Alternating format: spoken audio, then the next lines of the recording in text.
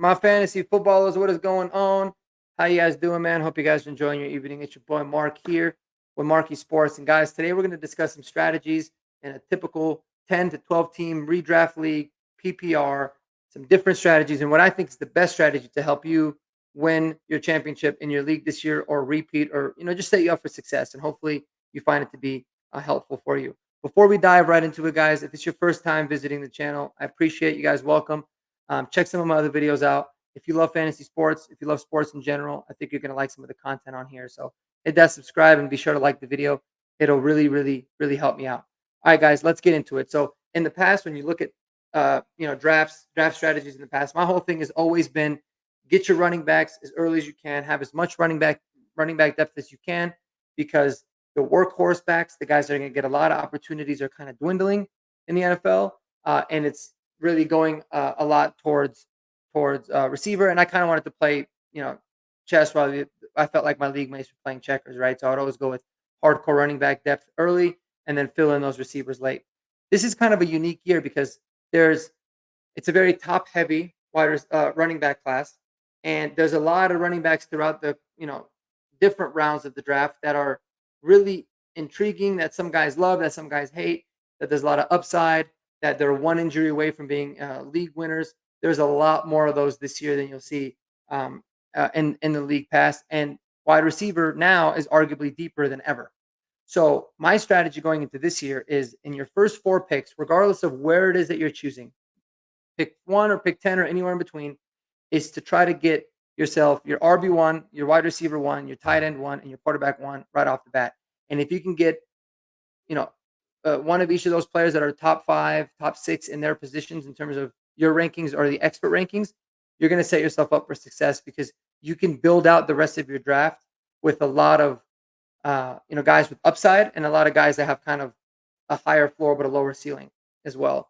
Solid bets, and I found it to be super effective.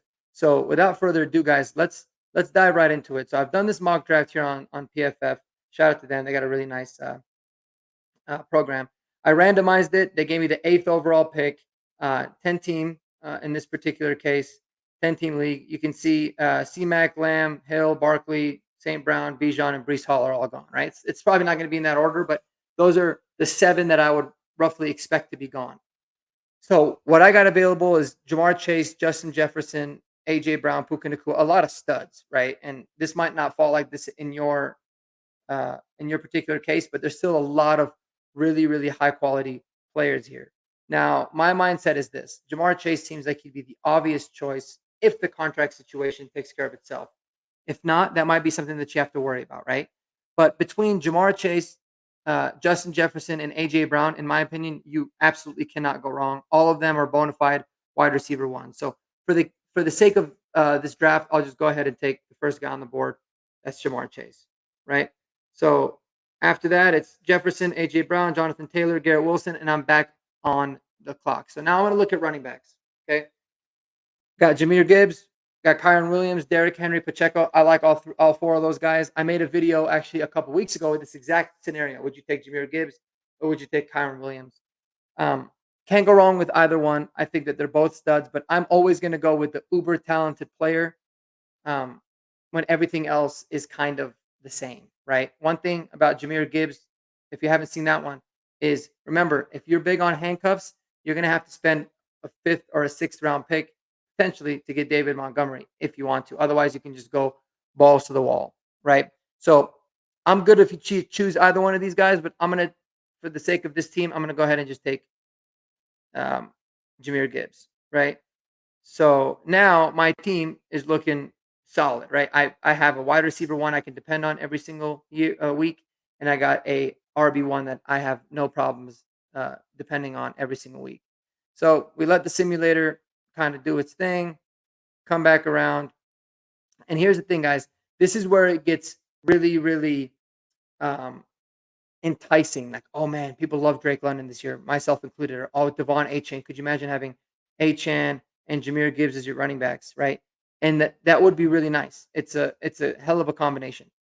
But what I look at it at is, on the turn, what are the chances you're going to get an elite quarterback? The tight ends are going to fall off really, really quickly. So let's just see how it ends up playing out in this particular case, and then we can grade it from there, right? So I'm gonna go with Jalen Hurts in this particular case, and the reason Jalen Hurts over Laporta because I think that there's a higher chance Laporta will make it on the turn, and if not, I'm good with taking Trey McBride as well. So I'm gonna go with Jalen Hurts here. And what do you know? It looks like after that it was Gibbs and Jamar Chase who fell to 22 in this draft, which is wild. And so at that point, I'm going to go with Sam Laporta, right?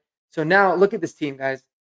Between Jalen Hurts, Jameer Gibbs, Jamar Chase, and Sam Laporta, or really any mix between Jamar Chase, Jefferson, AJ Brown, you look at this team and you're thinking to yourself, damn, that's a solid 70, 80 points a week, especially in the PPR league, consistent. And now you have the freedom to just take the best player available, regardless of position, as long as it's running back or receiver. You don't have to prioritize one and you end up reaching for one because you need to fill in the gaps.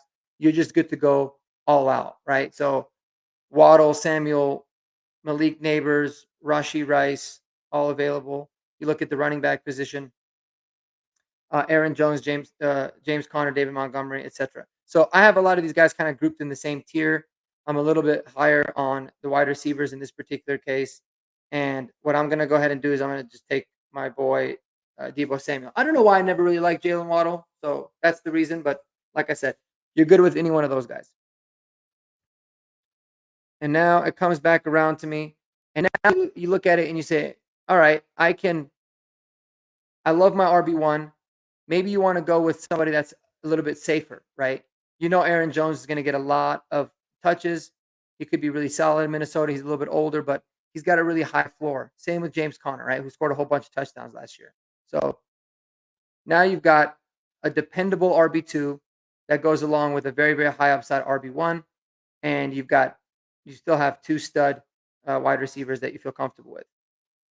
And as this process really continues, you'll start to realize that having the freedom to just take the best player that you're high on, that's a running back or a receiver available, is really nice instead of having like, oh crap, I need to grab a tight end, or oh crap, I need to grab a, a quarterback, because you've already got those positions all taken care of. So you can just look at the big board in and of itself and say, what do you like? Well, I love Rashi Rice this year, right? I'm a big Rashi Rice guy this particular season. So you'll roll with him. I'm loving my my lineup overall. And then now I'm thinking to myself, okay, I could get another stud receiver in Cooper or in McLaurin, some guys that are really, really dependable. Or maybe you can look at somebody like a Tony Pollard who's going to get a lot of volume in that Texans offense, right? Or you can look at Jalen Warren, who I think is going to be the best running back there in Pitt. Or, Devin Singletary, who is a starter, or Javonte Williams is going to get a lot of carries too. So a lot of these guys, they're not going to be exciting, but they're going to be very high floor. They're going to get those opportunities for you, right? So because there's still 4 or 5 guys here that I'm comfortable taking, I will just go back to wide receiver and say, do I like any of these guys a little bit more? And in this particular case, I like Terry McLaurin a lot with the Jaden Daniels situation moving forward. So we'll go ahead and just maybe do another round or two, but let me kind of give you a little bit of background on my overall thoughts on this draft, right? Is it my favorite? No. I mean, but it's up there.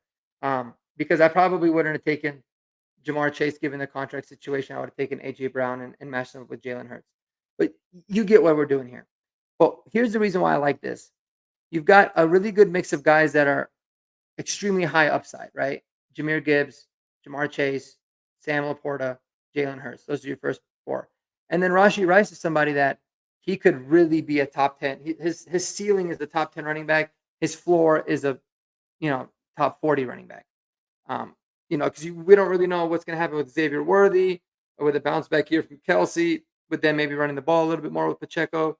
You don't know, but you still like the upside there. And then Debo Samuel, somebody that just does it all for the Niners. So he already has a low floor, and he could have a really, really high ceiling. Aaron Jones is kind of the same thing, right? He's a vet. He's solid. He's dependable. He's talented. He's on a Minnesota team where he's going to be getting a whole bunch of touches in the air or on the ground. So he might not be the sexiest RB2, but he's going to be really, really solid for you. And, Terry McLaurin just gives you an additional guy a little bit more consistency than Rashee Rice, but not as high of a ceiling. So you're good with him. And then now you can go back into the running back position to make it 3 and 3 of each, and you could roll with Javante, right? Because you know Javante, you kind of know what you're going to get with him. I think the Broncos' offense is going to be better this year, but he's going to get a lot of carries. He was top 15 last year in touches of all running backs, uh, on a really, really bad line coming from an extremely serious knee injury. So you know that he's going to get the ball fed more this year. He's going to have more scoring opportunities. Only 5 touchdowns last year, and so now you've got 3 running backs and 3 wide receivers that you're extremely confident in. In fact, 4 wide receivers in this case. And as you continue that going, you'll start to realize that overall your squad's going to be really, really solid.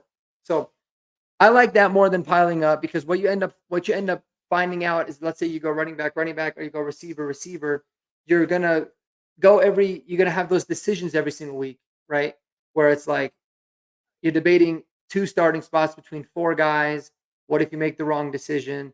You're not playing the probability game. You're kind of affecting yourself, and you're kind of hoping for luck a little bit more. Whereas when you've got the solid guys, you can just, you only have to make 2 or 3 significant roster decisions every single week, barring injury, and you feel confident with the rest of your guys, and you can just kind of see how the season plays out, play the waivers, and build around your solid foundation of those 3 or 4 players.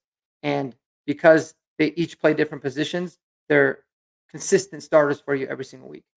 Let me know what y'all think. Hopefully this helps you out.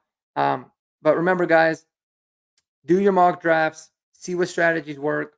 Don't find yourself scrambling if, oh, this guy was taken in any mock draft you did, he was never taken. Have a plan, but just stick with it. And my advice to you would be, in the top 4 picks, regardless of where you're picking, take a running back, a receiver, a quarterback, and a tight end in any one of those, um, in any order. If you're towards the back end of the draft, I like wide receiver first, and then running back. If you're at the top 3 or 4, try to get one of those top 3 running backs, and wait for your receiver to come on the flip side. Hopefully, this is helpful, guys. I appreciate you guys tuning in. And until next time, peace out and happy drafting.